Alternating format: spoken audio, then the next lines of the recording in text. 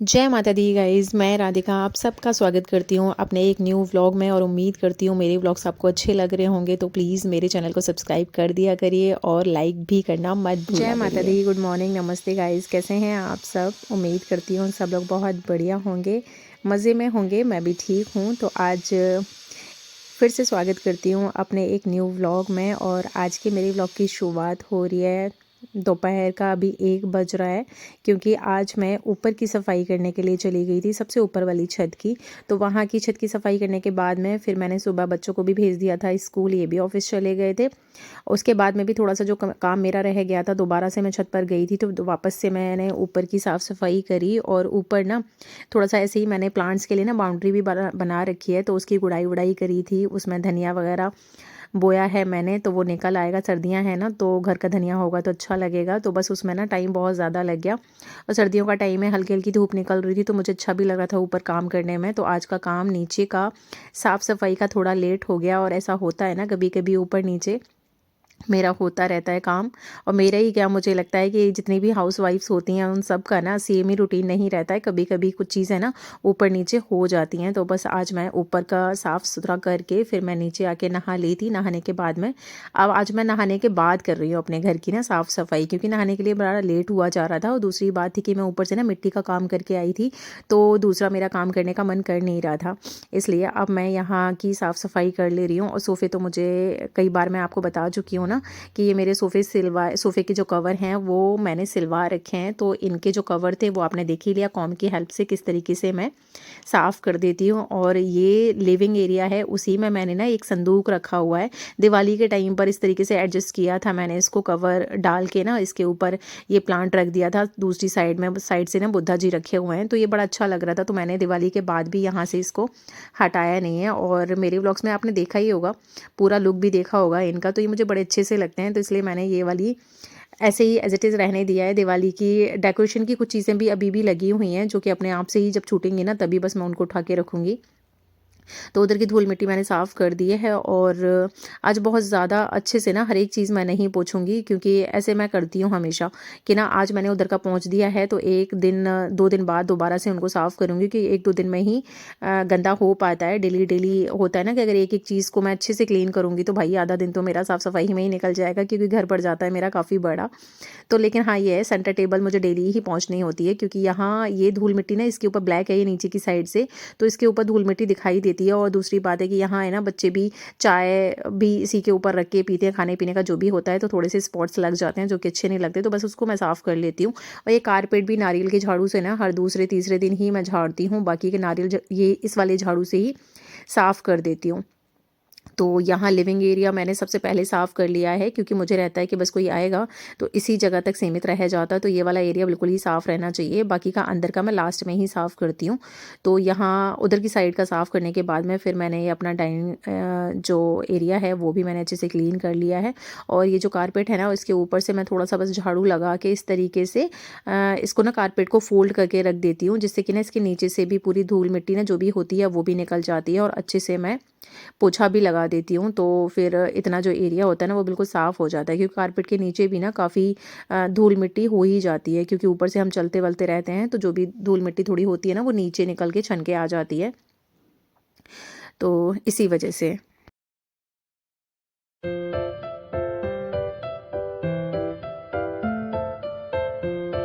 आज आगे का एरिया साफ़ करने के बाद में आज मैं आ गई हूँ पीछे वाले रूम में। और जब मैं ऊपर गई थी ना ऊपर का एरिया साफ़ करने के लिए, तो मैंने सर्दियों के जितने भी कपड़े थे ना वो कल मैंने वॉश करे थे। तो जब मैं ऊपर से उतर के आ रही थी तो सारे कपड़े ना मैं ऊपर से उतार के भी लेकर आई हूँ, जो कि आप बेड पर देख रहे हो।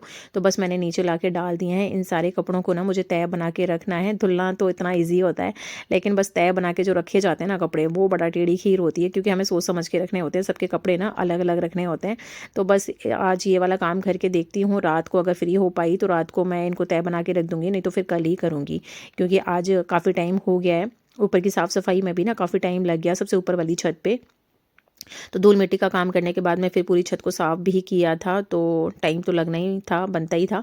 तो फिर मैं उधर की साइड का साफ़ करने के बाद मैं ये अपने मंदिर का एरिया मैंने अच्छे से पूरा क्लीन कर दिया। और यहाँ है ना, मैंने ये ग्रीन वाली मैट बिछा रखी है, तो अच्छा लगता है पूजा के टाइम इस जगह पर ना। बाकी का कभी कभी मैं दूसरी मैट भी चेंज कर देती हूँ, लेकिन अभी मैंने ये ग्रीन वाली एक्स्ट्रा थी मेरे पास में मैट, तो मैंने वो बिछा दी है अभी। तो पूरे घर का ना अच्छे से साफ़ सफाई कर दिया मैंने। पीछे वाले रूम में इतना ज़्यादा ना कूड़ा इसलिए निकला था क्योंकि मैंने पीछे सिलाई विलाई करी थी, तो उसके बाद से फिर मैंने कतरन वगैरह जो थी वो नीचे ही पड़ी रहने दी थी। तो 2 दिन बाद मैंने साफ़ किया, और वो ना रूम पीछे पड़ जाता है सबसे लास्ट में। तो बस ये है कि कभी कभी ना जब मेरे पास ज़्यादा काम होता है तो कभी कभी उस वाले रूम को थोड़ा सा छोड़ देती हूँ मैं सुबह। मतलब ऐसा होता है कि फ़िक्स टाइम नहीं है उसको साफ़ करने का, जब भी मुझे थोड़ा टाइम मिलता है उसके अकॉर्डिंग मैं साफ़ कर लेती हूँ। तो आज साथ के साथ मैंने पीछे वाला रूम भी साफ़ कर दिया है, तो झाड़ू तो पूरा हो ही गया है। अब मैं फटाफट से लगा दे रही हूँ पोछा, क्योंकि अभी टाइम काफ़ी हो गया है, 3 साढ़े 3 बज गए हैं मुझे साफ़ सफाई करते करते। तो बस हो ही जाता है हफ्ते में ना एक दिन तो मेरा इस तरीके से पूरा दिन निकलता ही निकलता है काम करने के लिए, क्योंकि ग्राउंड फ्लोर हो जाता है, फिर फर्स्ट फ्लोर हो जाता है, और आज तो खैर मैं सबसे ऊपर भी चली गई तो वहाँ का भी काम करना पड़ा। और अब घर हमारा है तो काम तो करना भी हमें ही है, तो और साफ़ सुथरा हम रखते हैं तो थोड़ा अच्छा भी लगता है, पॉजिटिविटी आती है।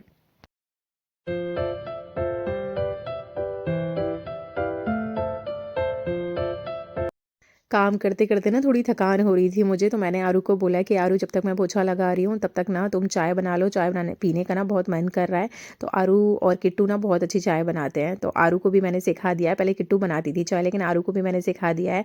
और बच्चों को आना भी चाहिए। जैसे ना मुझे आरू के ना दिमाग में रहता था कि किचन के जो भी काम होते हैं ना वो दीदी को करने चाहिए, मुझे नहीं करना चाहिए क्योंकि मैं लड़का हूँ। तो ये वाली चीज़ हटाने के लिए ना छोटे मोटे काम जो होते हैं वो मैं इससे करवाती रहती हूँ। तो यहाँ वो चाय बनाने लगा था, चाय उसको ना उसके डैडी ने सिखा दिया है, तो बड़ी टेस्टी चाय बनाता है। और बच्चों को भी ना थोड़ा एकदम से ना पैम्पर करके नहीं रखना चाहिए, तो फिर ये होता है कि वो बच्चे ना कितने भी बड़े हो जाएं लेकिन अपने आप को छोटा ही समझते रहते हैं। और हमें भी रहता है कि उनके ऊपर अरे भाई छोटे हैं छोटे हैं छोटे हैं, नहीं ऐसा नहीं, थोड़ा बहुत रिस्पॉन्सिबिलिटी उनको देनी चाहिए। तो कभी कभी ऐसा होता है कि हमारी तबीयत ख़राब है या फिर हम घर पर नहीं हैं, तो कम से कम वो अपने लायक तो चीज़ें कर ही सकें।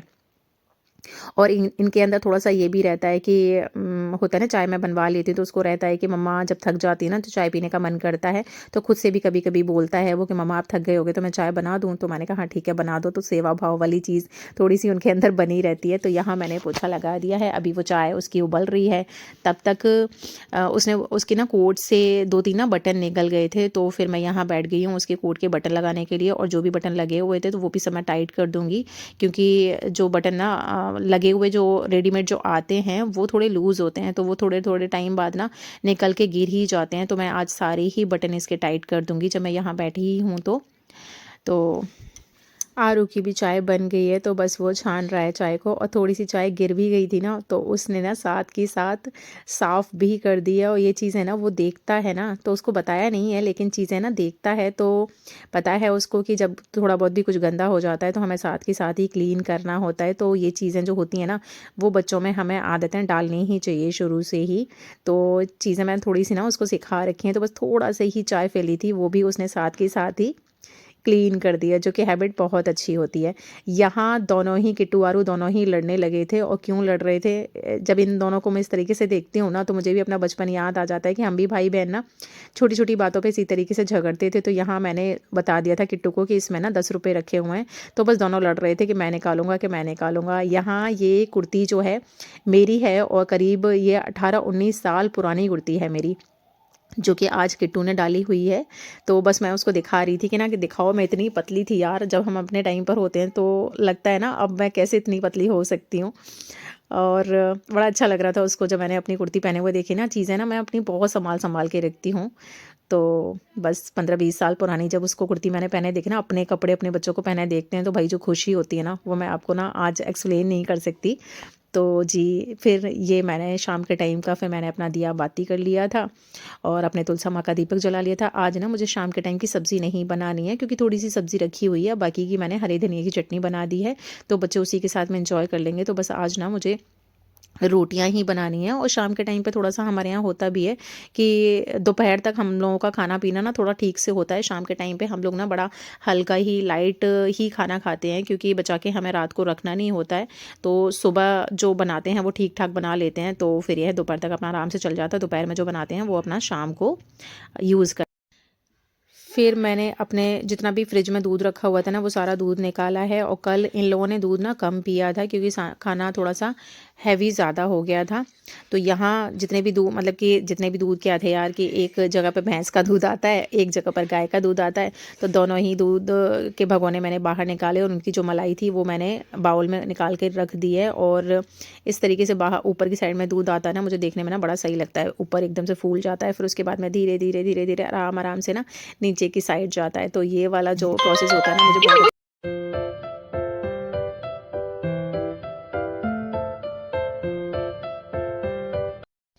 दोनों जगह के दूध भी गर्म हो गए थे। ये भैंस का दूध, गाय का दूध भी, गाय का दूध आरू के लिए आता है, भैंस का दूध हम सब लोगों के लिए आता है। तो दोनों दूध, मतलब दोनों तरह के दूध भी गर्म करके काम ख़त्म हो गया था। फिर थोड़े से बस ये बर्तन थे, तो बस इनको वॉश करने के बाद में मेरा किचन का पूरा काम ख़त्म हो जाएगा। और किचन के काम ख़त्म होने के साथ साथ मेरे व्लॉग का एंड होने